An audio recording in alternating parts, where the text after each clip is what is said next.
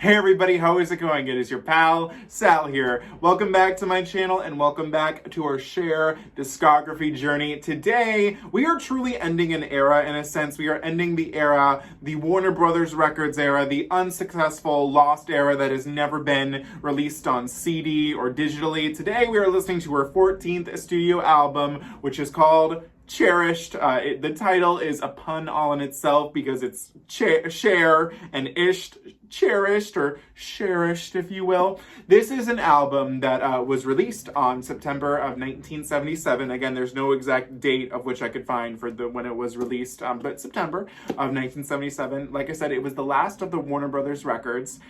Solo-wise, next week when we tackle To the Hard Way, that's a different story in itself. But on the Warner Brothers label, but its own personal little thing. The album, as we all know, going through these Warner Brothers Records era, we go through stars, unsuccessful, I'd rather believe in you, unsuccessful, and today with Cherished, it is no different. This album was highly unsuccessful, although unlike the other two, one of its singles did chart, so progress was made. Like I said, it did not chart on the Billboard 200. There were two singles. The first single, Pirate, charted at number 93, so barely made it, but she made it. And the second single was War Paint and Soft Feathers, which did not chart. So, little fun fact, I know I have listened to this album most likely in full before, but I'm not positive. I do know for a fact I know the first three tracks, and honestly it's only really the first two, because the third one I know I will recognize it, but it's not at the top of my head. This was back in the day. I'll never forget it. It was a night I couldn't sleep and I was like scrolling on YouTube, and the full album popped up on YouTube, and I was like, well, I can't sleep, might as well. And that's what I remember of that said night. So there's that. The other thing that's very specific with this album that I wanted to mention to you guys is that I don't really talk a whole lot about producers and all that, but as we know, many people know, and you'll learn even more if you check out the Turn Back Time podcast, hosted by Charlie Fern. The earlier 70s albums, which is where Cher was most successful, were all produced by a guy named Snuff Garrett. Well, starting with the Stars album, he's gone. He's out of the equation. Cher isn't really working with him as much. However, for this album, they brought old Snuff back. Hopefully, Warner Brothers, I think, and probably Cher were hoping that bringing him back would have maybe helped achieve the success of the earlier 70s records, but it didn't pan out in the way it should have. So Snuff is back for this, and knowing what I know now of these first two songs, I'm like, that makes sense. These are very indicative of Cher's 70s work. So either way, you get what I'm putting down here. I think the best thing to do is to get started with listening to this album. We begin with track number 1, a song I know actually pretty decently. This is Pirate. Here we go. Let's do it. And I love the seagulls at the beginning right now. The haunting, like, melody. It's melody.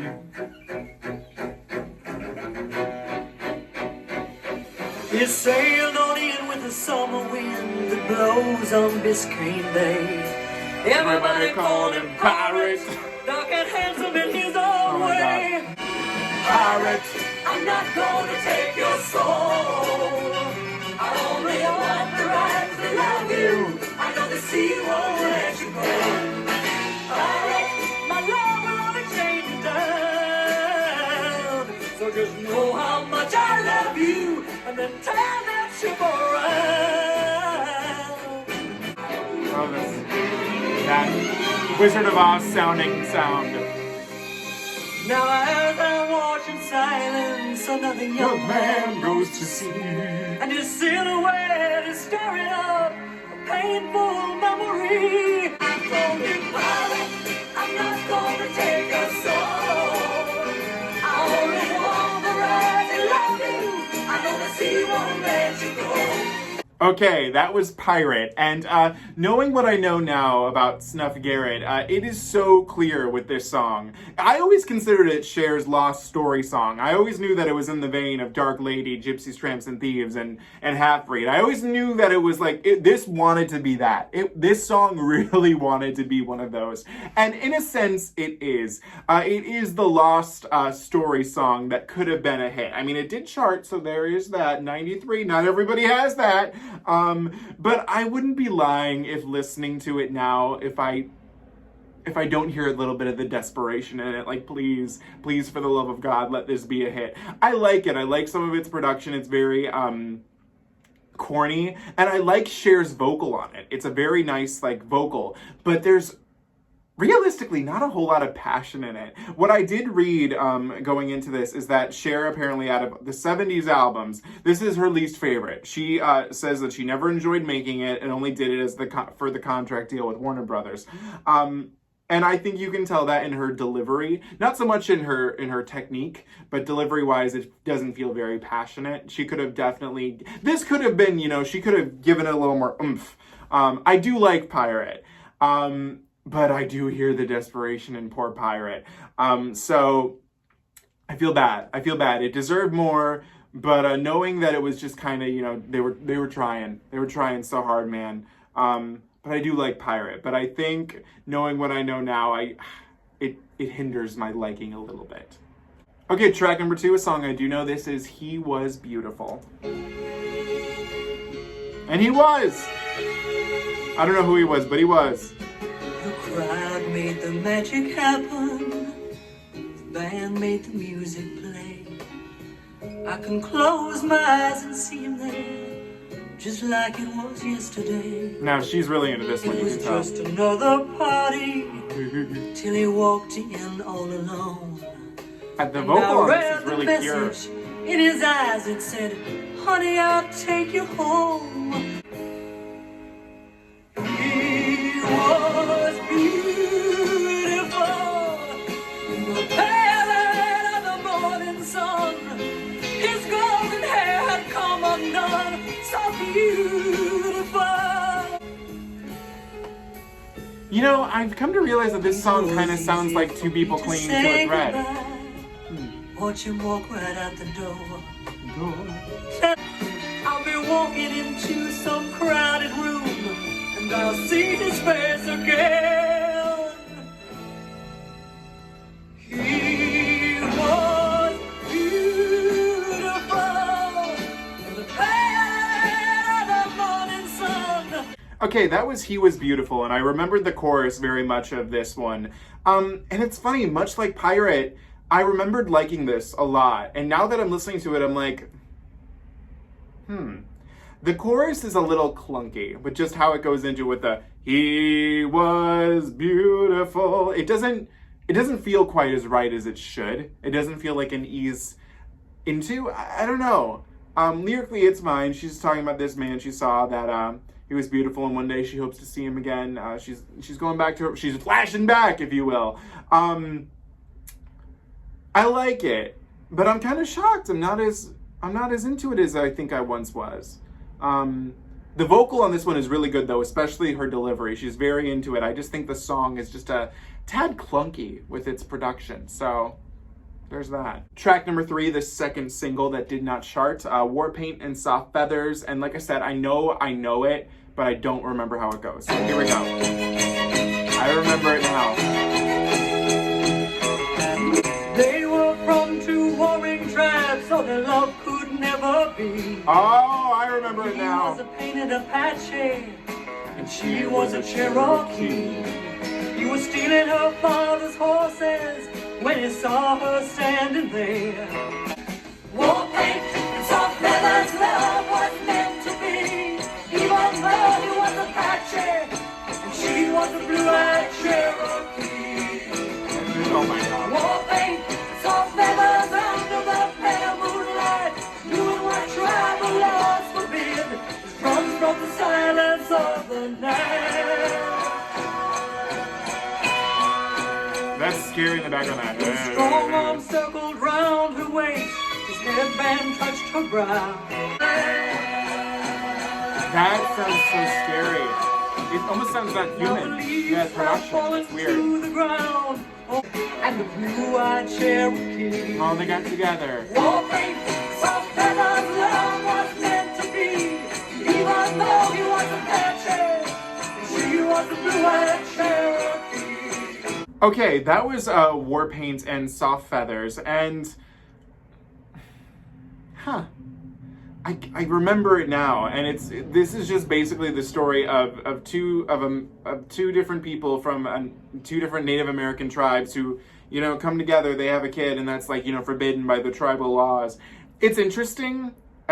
unlike I feel like Half Breed or oh god, what's the other song that I'm thinking of from? Oh yeah, Geronimo's Cadillac. I don't feel like this really has anything to say too much about Native American culture per se. I mean, it's just taking it and making it like Romeo and Julietified, which I mean is cool in a sense. Kind of shocked that this was a single choice. It doesn't make a whole lot of sense. I don't know that this is something that you could imagine hearing on the radio. Again, much like how it's clear they wanted to go back, or well, apparently Cher didn't either, but they were trying so hard to cash in on the early 70s success. So it makes this song just feel kind of like the lame version of those, I guess. I mean, it's fine. It's fine. I'll listen to it, a couple of times. I don't think I'll ever actively seek it out, but yeah. Weird choice, though. I mean, they could have easily gone for He Was Beautiful if they wanted a single. That would have had a better prayer than this, but weird. I appreciate the sentiment. I mean, Native American Romeo and Juliet, that's cool. But other than that, not much to it. Track number 4 is called Love the Devil Outta Ya. So here we go. We're breaking up when my world is upside down. You know just how to turn it around. And that's why this angel loves you. I'm gonna love the devil out of you. Show us the star shine above you, this angel. She's gonna love you. I'm gonna love the devil out of you all night long. And if the sun comes up too soon, when you're not around, you opened up my eyes and made me see there's so much good inside of me. And that's why this angel loves you. I'm gonna love the devil out of you. Show us the stars shine above you, this angel. She's gonna love you. Okay, that was the Love the Devil Out Ya, and I didn't really care for this. It's weird how like the verses feel very standard ballad, like mid-tempo, but then the chorus just, or not even pre-mid-tempo I'd say, but then the chorus like kind of puts a little pep on its step, and you're like, did we need that? It sounds disco, and I love disco, but it sounded like it wanted to be disco, but wasn't ready to commit to the idea. So yeah, Love the Devil Outta Ya did not really do anything for me. Track number 5, which is also the last track of side A. This is She Loves to Hear the Music. And it's so funny. As I say that title sounds familiar, so I'm wondering if I remember this. Small recording firm. When it comes to music, there ain't nothing she can learn. And everything she lives and breathes is written on an album sleeve. She can tell you who is hot, who will make it and who will not. She loves to hear the music, she's got every lyric down. She loves to hear them say she's got the greatest ears in town. She hangs around the studio. It sounds like a tarantella, and I'm confused. I'm so confused. She always wakes up. It sounds like the score of Moonstruck, that's for sure. And leave her by her radio. She didn't love him anyway. Not like she loves the man who plays. She loves to hear the music. She's got every lyric down. I'm so torn on this track. So I like it lyrically. It describes the life of basically a fangirl, about how she loves this music, she loves to know all about the people. It's very indicative of, I'm sure, me and a lot of other people watching right now.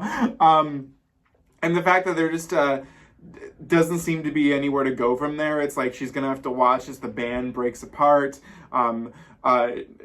Lyrically, it's rather interesting. Production-wise, much like the song before this, which was called Love the... It's weird. It's weird. There's a lot of weird things going on. It sounds like a sound that I thought Cher was past. Like, this kind of weird, like... It sounds like something that she would do on her variety show. And one thing is nice that's been on her past 2 albums is that they're different. It doesn't sound like hokey. And this just sounds, it's a shame because lyrically it's cool, but production is just a little too hokey for me. I think it has something to say. Had they had given it like a treatment of like what you can hear on Stars, I would have been here for it, but production wise, I'm not into it. But I'm going to put a like next to it for the lyrics. And that's all I can tell you. Track number 6, the first track of side B. I feel like we've really kind of gone through this record so far so fast. This is called LA Plane. Okay.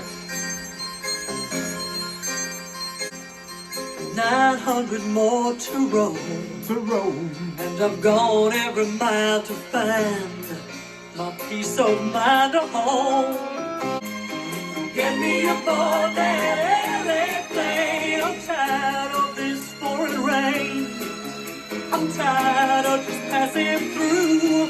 Get me safe, get me warm. Give me a Southern California morning where I was born. And now nothing looks better in my mind than your warm and loving face. And all these miles have taught me that your love can't be replaced. Nice vocal. That's it, Cher. Give me high, give me safe. Okay, that was LA Plane, and it's fine. I feel like it's okay. There's nothing wrong with it. I don't know. The production is just what's off on me. Lyrically, it's just about how this girl where she's at, that she's portraying, just needs to get out of wherever the hell she is, and she needs to get on that next plane to LA so she can be happy with the man that she loves, which is fine. There's nothing wrong with that. But I don't know. It just feels kind of like I don't know. It's just there, I feel. Nice vocals from her on it, but yeah, nothing I'm like, freaking out over. Track number 7, again, which is most likely not, I know it's not, but it's not the Janet Jackson song of the same name. But this is a Cher singing song called Again. Evening finds me at your door. Again, evening finds me at your door. To ask you just once more if we could try again.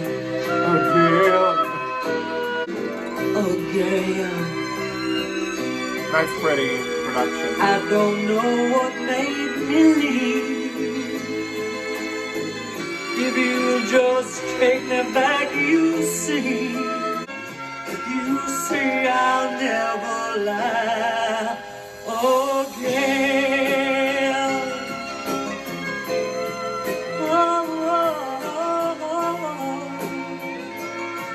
Okay, that was Again, and much like this one, actually I should rephrase that. Strike that, reverse it. Unlike the last two, I really like the production in this song. It was misty, it kind of had a nice little 70s vibe to it. Lyrically, though, I was like, we tackled this subject better, I feel, in the last album. I mean, it's just about how, again and again, she finds herself at this guy's door to help her make her feel better. It doesn't, I don't know, it just doesn't feel like it has much to say about this subject, and this was done better on the last one. At least we got a nicer production I liked, but, yeah, no, nothing special to me. Track number 8 is another, I cannot believe she has 3 songs with this word in the title, but this one is just called Dixie, and I've said before what the problem with the word Dixie is, and you guys know, but let's hear it. I wish I was in the land of cotton, there's a man waiting there who'll never be forgotten. Why did I have to go? Why did I go away? New York's too big a city for me. Back down south, Dixie beside you, honey, is where I wanna be. And then my cotton gal will come tumbling down. I make you feel like a hell of a man. I wanna be held tight in your arms tonight in my sweet old Dixieland. Darling, it seems like forever, 'cause the Mississippi still runs free. I miss a little bit of heaven and your southern hospitality.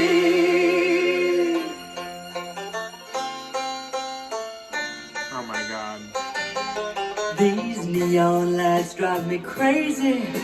Okay, so like we said, we've already talked about why the term Dixie is just, not a good term. I know you have to look at this in the lens of 1977. They didn't think things the way that they did now. But here we are in 2021. This is a song that Cher, I don't think, would go near with a 10-foot pole. And I kind of don't want to be near it all that much either. I do like the music, the production of that. I think that's fine. But lyrically, it's just not something that I feel is appropriate for today. Technically then, but again, they didn't think how we think now. But I mean, and there's a lot of ways you could salvage this song. You just got to get rid of a little bit of the lyrics. And if you're talking about just going back to your home, because people live in the South, so that's not the issue there. It's just a song about a small town girl who went to the big city. It ain't working out for her, so she wants to go back home. So that's fine. Just, lyrically and with some of its wording, it just doesn't work today. Yeah, you know what I mean. Track number 9, Send the Man Over. When the desk clerk calls to say a stranger's on his way, is she a prostitute here? I know an actress has to make sacrifices for what a price to pay. She's selling herself here. And when I called my agent today, the conversation went this way. Said, did anyone from Metro or Warner's leave a call from me? Well, then what about Paramount or NBC? You say there's nothing today? Just an interested gentleman caller with a burning request. I said, send the man over, I guess. With the script and the cash. Oh. Damn. I was cradled by a Cajun mama, deserted by a Cherokee dad. Then at 17, a Georgia drifter. That's a nice little reference to have right there. I like that. To LA, and when I called my agent today, now I hear footsteps out in the hall. Mama's pictures turned to the wall. Hi, Georgia. Actress must give her all. Pay her dues, play her role. I said, did anyone from Metro or Warner's leave a call for me? Well, then what about Paramount or NBC? You say there's nothing today? Just an interested gentleman caller. Okay, that was Send the Man Over. And, much like she loves to hear the music, lyrically, I am loving what we're giving here. But production-wise, I hate that they're not willing to go dark. The song just sounds too happy for what I feel is going on, and it just sounds like Cher's not into it, which I feel like this is a very, song that a lot of women can relate to, especially with how, women are treated in the performing arts industry.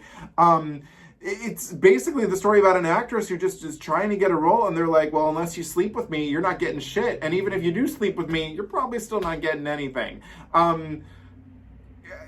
It's a sad piece, and it's a shame that they didn't want to go in a darker direction with it, make it more realistic. It just sounds like, and I saw him, I went with him, I slept with him, and I didn't get the role. It doesn't sound like she cares. So that's a shame, but I'll give it a like for the lyricness of it, because that's cool. I like she's talking about this as a subject, but goddamn it, the production just doesn't fail it. It just, Okay, track number 10, Thunderstorm, the final track of this album. So let's do it. I could pass the evening here, staring down into your eyes. Just forget there's a world somewhere outside. And a clear sky full of stars, and the dark that you are makes it feel so good lying here next to you, while our shadows move together in the sweetest harmony. I knew that you would come in by the thunderstorm last night. I Yeah, I heard the north wind call your name. Make it feel so good lying here next to you. I knew that it was coming. Okay, that was Thunderstorm, and I really don't have a whole lot to say. It's fine, I guess. I mean, it's weird. She's just like, I knew by the thunderstorm last night you were gonna come my way today. Okay, I don't know. Maybe I'm over it. Yeah, that's Thunderstorm. Sorry. Okay, guys, we just finished Cher's 14th studio album, Cherished, or Cherished, if you will. Before I actually say anything, I forgot to say I don't own this one on vinyl. I will be buying it, though, as soon as I finish filming this video, so that way I can complete my collection. But I was gifted a few years ago the bootleg copy of it that's on CD, because it's never been officially released. Basically, the title's a pun, and I can sum up this album in a pun. There is nothing cherished that you need to cherish about Cherished. This album, I'm actually highly disappointed, because I feel like as a Cher fan and as someone who just knew things, I feel like the 70s albums, especially these Warner Brothers ones, are put up on such a pedestal. And this one, no. I feel like there's no merit to it existing. It has maybe the first 3 songs are all you really need to hear that are somewhat cool to hear, like Pirate, He Was Beautiful, and Warpaint and Soft Feathers. Slight shout outs to She Loves to Hear the Music and Send the Man Over for their lyrical depth, but for their production and everything else, I got nothing for you. It's a shame. It's a damn shame too, because she was writing so high, and I feel like they were just she was probably under so much pressure, and Warner Brothers was probably under so much pressure to get a hit somehow, and yeah, this wasn't it. This just was not it for me. What I find interesting and what I've learned through what fans have sent to me through YouTube and from the Turn Back Time podcast is, we all know Cher owns the rights to these albums. She bought them. And apparently some people have, Charlie Fern on the Turn Back Time podcast, he theorized this great idea, or this great theory, that when, Believe was a big hit and there were all the reissues of Cher's albums, he thinks that Cher might have swooped in real quickly to purchase the rights to these and the All Men and Woman album, because she's always said that she's not really proud of this work. And, it's so funny to me that she could sit back and say that she's not proud of Stars or I'd Rather Believe in You. But I do get her sentiment on not exactly being proud of this piece right here. But granted, I would have rather her release this than Backstage. That album just irritated the living hell out of me. So I don't know about that. Well, she probably doesn't own those rights to that. But you get the drift. You know what I'm saying? You don't really need much out of this. I mean, it's important. I do fully believe that she needs to stop holding these under lock and key and put them out there, because it's really sad when you go on her Spotify page and all these albums are missing. And I'm like, we can pretend, Cher, like they don't exist, but they do. And people should hear them. They should know. We got to now somehow, and this is a part of that story. But yeah, Cherished, you don't need to go out of your way. If you happen to stumble upon it, I'm all for that. But the only thing you need are the first 3 tracks, and I think you're good. Cherished just did not do a whole lot for me, which is a shame. It's a shame, but I mean, it makes sense when you know everything that went behind it. So there's a reason why if I had listened to this full thing on that fateful night where I know I listened to the first 3, I didn't remember the rest, because there's not much to remember. So yeah, that's Cherished. Cher. Again, sorry for the motorcycle just going crazy out there. What do you guys think of Cherished? Let me know in the comments below. As always, do not forget to comment, like, share, and subscribe. You can follow me on Instagram at Salvador J. Rocha and Twitter at Sal Says Stuff. I will see you guys next week when we tackle an album that I know it because I was introduced to it at the same time I was Stars. The first time we're not doing just a Cher album, we're tackling All Men and Woman, the Hard Way album, where I pretty much know every song. So I'm excited to do that next week. It's going to be a definite better than what we just did here today. So like I said, tell me all those things you think about Cherished, and I'll see you next week. I cherished my time with you today. Yeah, I didn't love to hear this music, but hopefully maybe you did. I don't know. But I'll see you guys later. Have a great day. Bye.